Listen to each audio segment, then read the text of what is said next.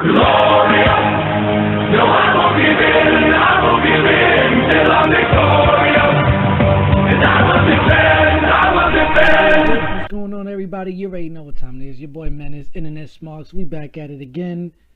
Apologize for the lighting. I'm in a little dark room, but we're gonna get this popping anyway.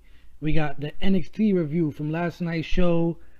It was only 3 matches, but it was good action in it, and we'll get into the card.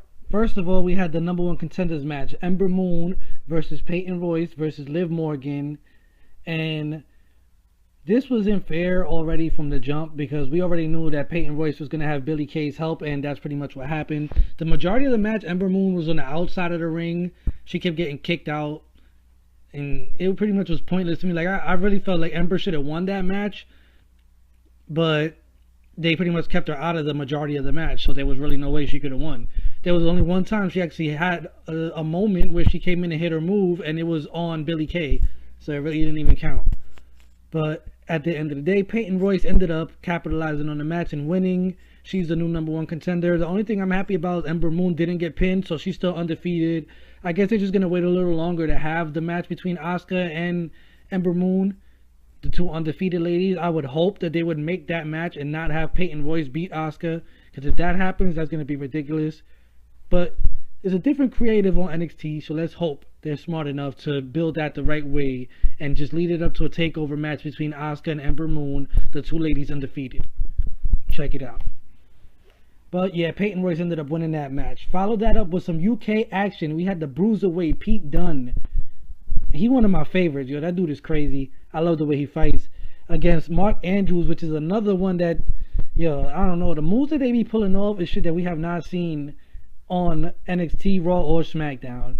So I'm looking forward to these guys sticking around and actually making it into the main roster. I really didn't think they would keep UK guys on this side. I thought they was just going to be in UK and not bring them over, but I'm glad they did, because they bring a lot of action that we not seeing there, like the Cruiserweights. But I just hope they don't waste them off like the Cruiserweights, because right now the Cruiserweights aren't getting the type of attention they deserve because of the way that they're being set up, pretty much. The whole Raw thing and the way that they got 205 Live after SmackDown is just like, they're not getting the attention they deserve. But I will hold up, these UK guys, the way that they fight, it's strong style and high flying stuff at the same time. So it's like a mix of both, which is why I like it. But yeah, Pete Dunne against Mark Andrews, crazy match. Both of these guys almost won the match about 3 times. Pete Dunne ended up pulling off the win at the end with I forgot the name of his move. I just remember the X-Plex. I forgot the name of the finisher. He did the X-Plex about 3 times. One on the apron that was crazy.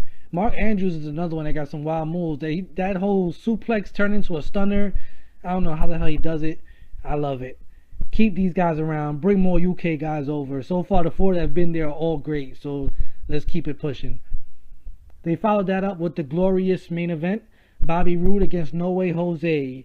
This wasn't that much of a long match, and it was just a little bit of a back and forth. The majority of the match, Bobby Roode was in control. Really, the highlight of the match was what happened after. Bobby Roode goes to leave. He decides to go back and finish off No Way Jose, and while he's doing it, Cassius Ohno returns. Gets in the ring and starts putting the beats on Bobby Roode. Well, actually, no, they talked shit for a while first, and then he went in there and beat the shit out of Bobby Roode. Now, I wish he would have just finished with the forearm, because the way that forearm sounds is ridiculous. Like, once you get hit with that forearm, it should have been a knockout. He just ended up finishing up with some light thing, but every time he hits somebody with those forearms, you know it's a deadly hit. And I'm looking forward to if they're going to have Cassius Ohno as the next #1 contender. We've seen a clip of Finn Balor popping up on the NXT also.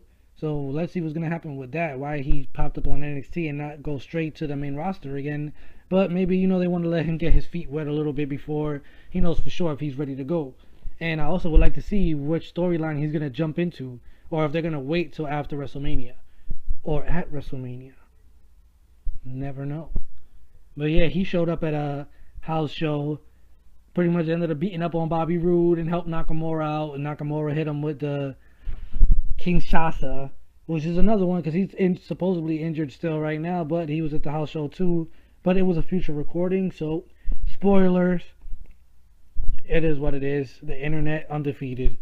But that was pretty much what happened on NXT last night.